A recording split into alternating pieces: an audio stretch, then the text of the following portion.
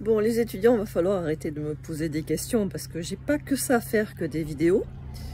Bon, je suis pas prof, mais j'aime bien l'efficacité quand même. Alors, vous me demandez tous pourquoi, en fait, le SEO, le référencement naturel, c'est si important et pourquoi le ranking, c'est important. Mais il n'y a pas photo, en fait, hein.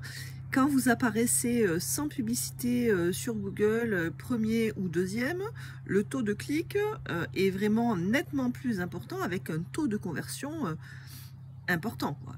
Premier, deuxième, troisième, c'est là où on prend le plus trafic et surtout le premier et le deuxième, surtout si vous avez en bas une métadescription en fait qui correspond à la recherche des personnes.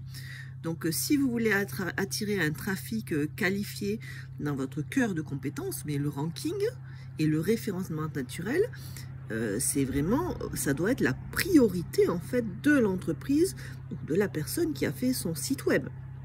C'est essentiel. Et pour une entreprise qui démarre, c'est vrai que ça prend du temps, mais autant travailler, faire de l'intérim et assurer une communication cohérente.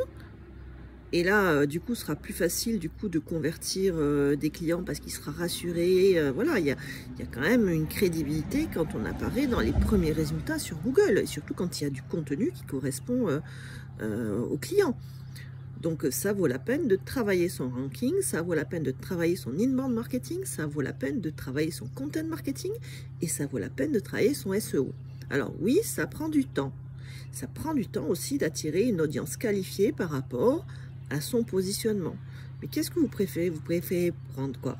Un commercial à 2500 € net par mois ou aller quelqu'un qui accepte un petit salaire à 1800 net par mois? Ou est-ce que vous préférez investir dans un temps, dans un vrai référencement naturel qui va vous attirer du client, un taux de conversion, un trafic qualifié et en plus des clients qui correspondent à votre positionnement et aux produits que vous proposez? Franchement, ça vaut plus la peine d'investir dans du SEO, du référencement naturel, qu'une prospection à froid où vous allez payer l'essence, un salaire fixe, des frais de repas, et vous serez obligé de surveiller si finalement cet investissement chez ce salarié est rentable et s'il représente bien votre entreprise. Là, vous avez la main sur tout quand même, donc c'est intéressant. Donc pardon les étudiants, je vous ai oublié, là je parle aux entreprises. Mais je veux dire, c'est une évidence, quoi. Quand on est chef d'entreprise, on doit faire des choix.